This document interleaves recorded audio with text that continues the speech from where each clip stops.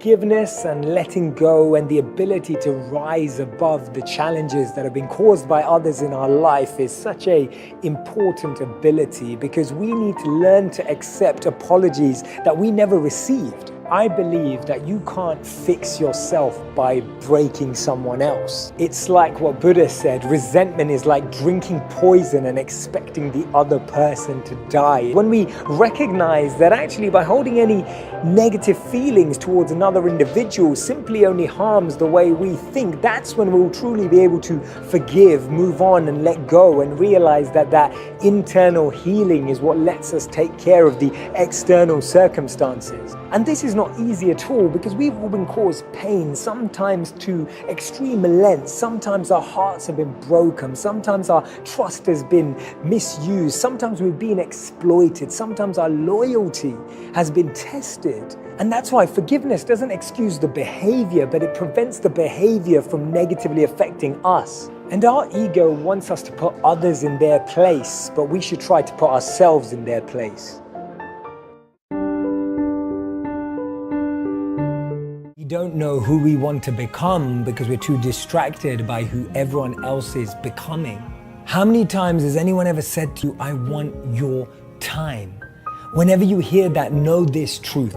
What people really want is your energy. Imagine if you gave someone an hour of your time, but the whole time you were completely distracted on your phone, versus if you gave someone 10 minutes of your complete energy. I'm sure that any of us would select option 2, because what we're really searching for is energy. What we're really searching for is attention. What we're really looking for is presence. What we're really after is affection. So what we really need to do is give people our energy, not just our time. Take a moment, take time to reflect, take a step back. Who are the people that make you forget to look at your phone? Spend time with them. Starve your distractions, feed your focus. You can't do the big things if you're always distracted by the small ones. No matter what you choose to do, there will always be people who find fault with it. There will always be people who criticize, complain, who try to bring you down and tell you that what you're doing isn't right.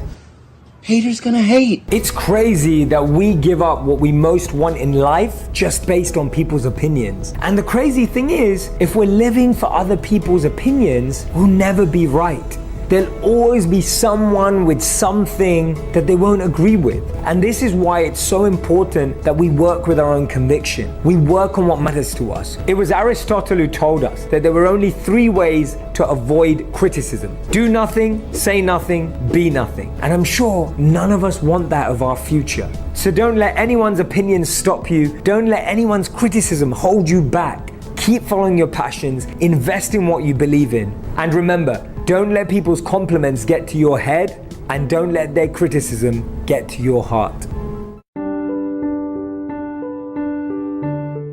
When we die, our lifeline does this.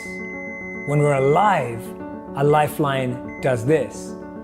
Notice how that connects with our real experience of life. Life is full of ups and downs. It means you're alive. Twists and turns. Love and loss, happiness and sadness, success and failure. We experience extreme highs, peaks and summits, and at the same time experience the troughs, the lows, and submit. Life is kind of like one big crazy roller coaster. It starts slowly, fills you with anticipation and curiosity, takes you up, and then sends you flying down, only to rise up quickly again. We laugh until it hurts. We cry inside a little. Experience a few moments where we wanted to stop and hope it's all over, but it just keeps going. We somehow think that success is linear, an upward line. There is literally no case study for that. Everyone we admire has ups and downs. Your body mostly replaces itself every 7 to 15 years. The organs that work the hardest have the fastest changeover. You get a whole new skin every 2 to 4 weeks. Your red blood cells last less than half a year. And your liver renews itself at least once every couple of years. The universe is always changing. We are always changing. But we want to remain the same. We settle for security, not recognizing that a flat lifeline means we're dead. Real life is ups and downs. Death looks like this. Every time I see that, I remind myself, this is living, this isn't. In the journey of life, we pass pleasure and pain. There will be sunshine and rain. There will be loss and gain, but we must learn to move forward again and again. Don't judge the moment. Don't try to hang on because it will keep pushing you forward. And remember, this morning, if you're healthy, you're happier than the 1 million people that will not survive this week. If there's food in your fridge, shoes on your feet, clothes on your body, a bed to sleep on, and a roof over your head, you're richer than 75% of people in the world. And if you have a bank account, money in your wallet or a purse, or coins in a jar, you're in the top 8% of the world's wealthiest. We cannot avoid the ups and downs, but we can change the way we see them. Because as Wayne Dyer said, when we change the way we look at things, the things we look at change. Sometimes we receive love from the most unexpected and unlikely places. I remember as a monk, I learned about the circle of love. Often we give love to certain people, and that love comes back to us even if not through those same people. Sometimes in our lives we receive love through people, but those aren't necessarily the people that we give love back to. People come into our life for 3 things: a season, a reason, and a lifetime. When we understand which one it is, we're able to reciprocate accordingly. Some people come into our life for a season. It's exciting, it's enthralling, it's incredible, but that season has to move on. That season has a next phase. That season has an end point. Some people don't care for you when you're alone, they just care when they're alone. Some people come into your life for a reason, to help you learn, to help you grow, to help support you through your most difficult times.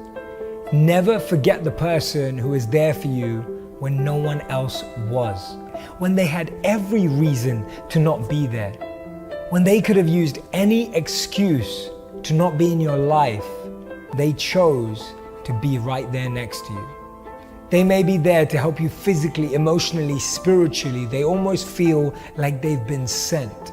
And then you have friends that are there for a lifetime. They were sometimes hidden in the cracks. They were sometimes not even recognized, but they stood there by your side. These were the people that you often forgot. These were the people that you often missed. These were the people who were busy loving you even when you were giving nothing to them. Ask yourself, who in your life has played this role? Who in your life has been there for a lifetime? How can you show them that they matter to you? How can you reach out to them and make sure you know that they care?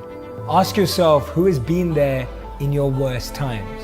Who's been there for you when no one else has? Reach out to them. Make sure that they know that you care. Often we feel we care more about people than care for us. We're just looking at the wrong people. We place so much pressure on ourselves trying to get everything to be perfect, trying to get everything to balance, trying to get everything to work together, not recognizing that it's none of those things that actually create happiness or fulfillment in life. As we get older, time, health, and wealth will all be taken away from us. But the one thing that can never be taken away from us is the impact we have on others, because it lives on through them. Our health is the foundation of how we can build our time and wealth. And with our time and wealth, there are two key principles. We become successful by what we get, but we become happy by what we give. And what we give includes our time, our wealth, our energy. And when those things are used to make a positive difference in the lives of others, to help others move forward, to make an impact, that legacy will never be taken away. And as Maya Angelou said, people will forget what you said. People will forget what you did, but people will never forget how you made them feel.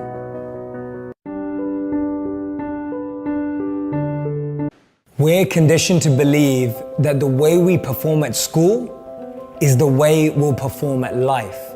We're conditioned to believe that what's valued and important at school is what we should value and find important in life.